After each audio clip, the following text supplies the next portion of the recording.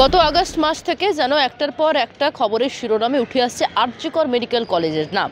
যত খবর যেন আরজিকর মেডিকেল কলেজে।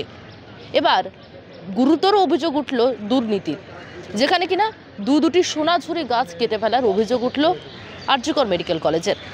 যে সোনাঝুরি গাছ দুটির বয়স ৮০ বছরের বেশি এবং গতকালই সেই অভিযোগ উঠেছে এবং সেখানে দাঁড়িয়ে আরজিকর হাসপাতাল কর্তৃপক্ষের তরফ থেকে বলা হচ্ছে তারা বিষয়টি জানেনই না।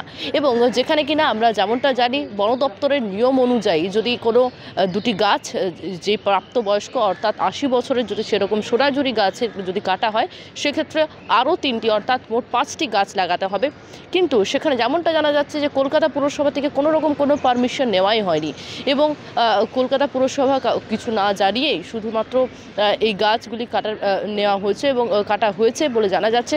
তবে বন দপ্তরের যে গাইডলাইন সেই গাইডলাইন কোনো রকম না মেনে হাসপাতাল কর্তৃপক্ষের তরফ থেকে যেমনটি জানানো হচ্ছে যে কোনো রকম তারা জানতেনই না বিষয়টা।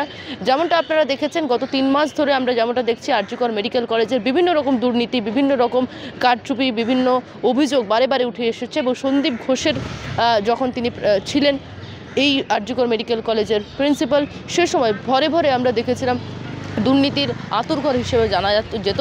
তবে গতকাল যে বিস্ফোরক অভিযোগ উঠে এসেছে যেখানে কিনা এই যে ৮০ বছরের যে সোনাঝুরি দুটি গাছ সেই গাছ দুটিও কিন্তু কাটা হয়েছে এবং সেই জেরে কীভাবে কার মদতে কেন কাটা হয়েছে এবং কোনো পারমিশন ছাড়াই কে বা পারমিশন দিল তা কিন্তু এখনও পর্যন্ত স্পষ্ট জানা যায়নি। তবে যেমনটা জানা যাচ্ছে সকলের আড়ালেই সেই গাছ দুটি কাটা হয়েছে। তবে এই গাছ দুটি কাটার নেপথ্যে কী কারণ রয়েছে তা কিন্তু এখনও পরিষ্কার নয়, তেমনটাই জানাচ্ছেন কিন্তু আরজিকর মেডিকেল কলেজের কর্তৃপক্ষের তরফ থেকে।